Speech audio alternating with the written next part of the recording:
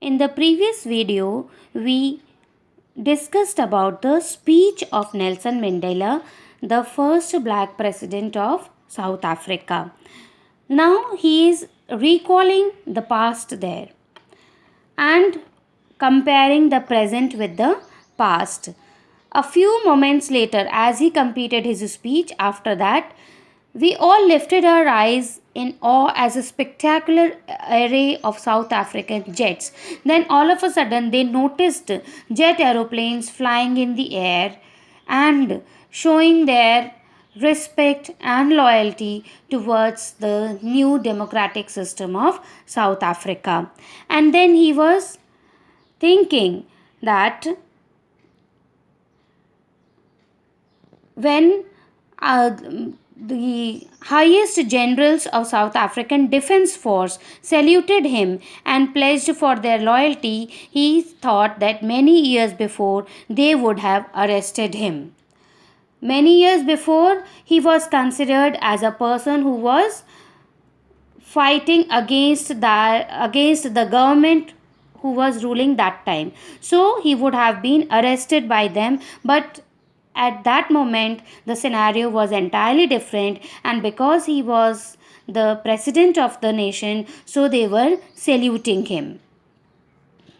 And then at the end, he noticed that the jet aeroplanes, the Impala jets, they left a smoke trail of the black, red, green, blue, and gold of the new South African flag. So, all the colors, colorful smoke was there in the sky, which indicated, all the colors indicated the colors of South African flag. You also must have noticed, even when we have the celebration, that time also same Republic Day celebration, the aeroplanes leave tricolor smoke in the air.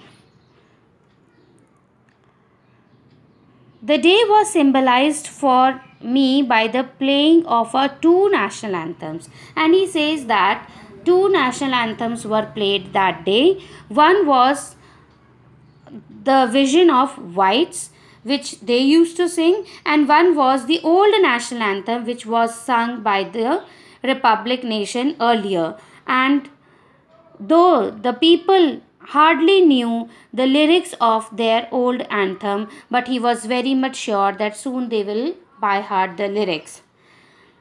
So, as he was sure that soon all the people will by heart the lyrics of their national anthem, their original national anthem, same way, children, I also want you to by heart the lyrics of our national anthem clearly and properly.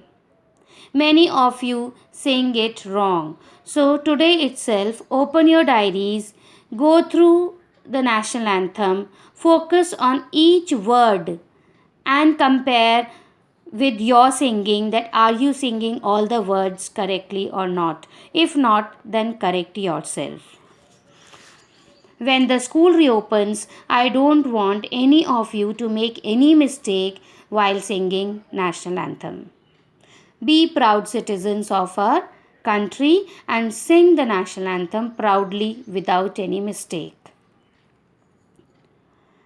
On the day of the inauguration, then he was overwhelmed with a sense of history, because after achieving this post and this success, he was thinking how hard the journey was.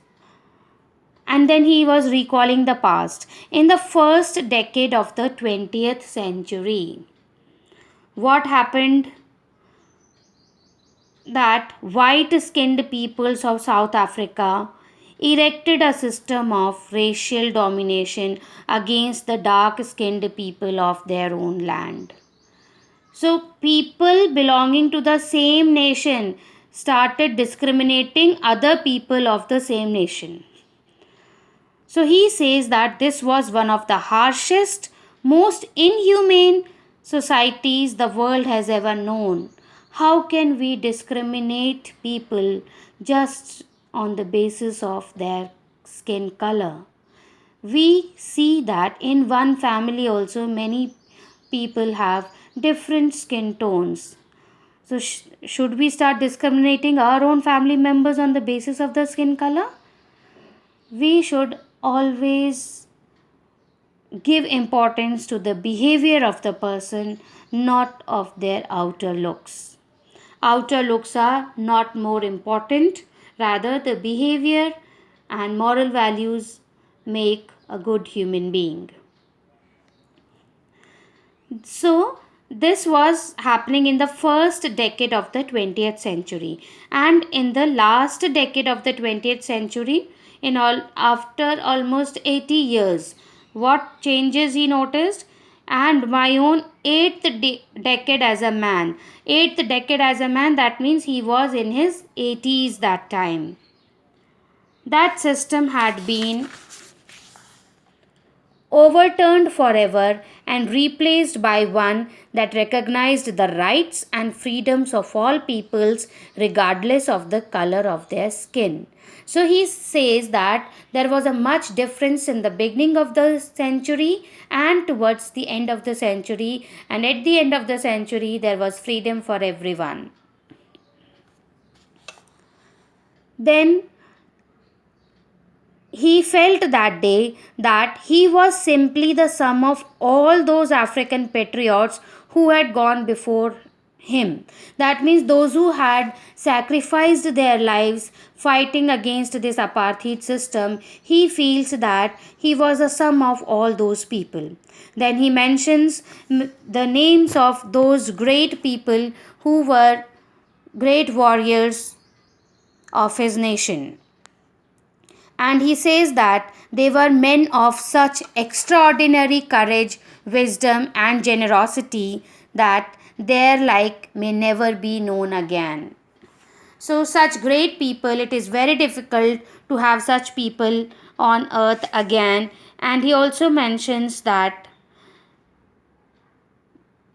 they were in the struggle against apartheid.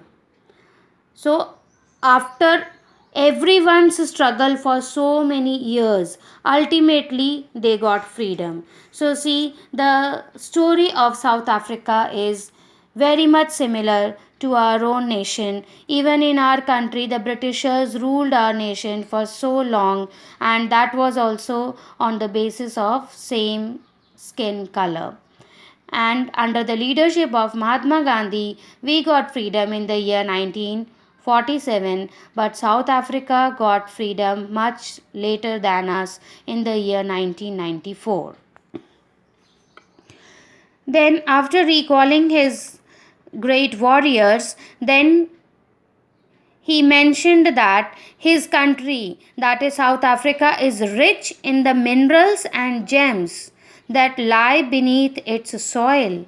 So there are many precious stones in the soil of South Africa, but he believes that the greatest wealth of South Africa is its people, finer and truer than the purest diamonds. So he believes that the people of South Africa are the real wealth of the nation, because of whom the nation got freedom. Then he talks about courage. According to him, courage doesn't mean the absence of fear. He doesn't call that person a courageous person who has no fear. He calls that person a courageous person who was scared of something but he overcame his fear and got victory over it. So he says that the brave man is not he who does not feel afraid, but he who conquers that fear. So everyone can feel scared of something or the other, but the person who is victorious over that fear is really a brave person.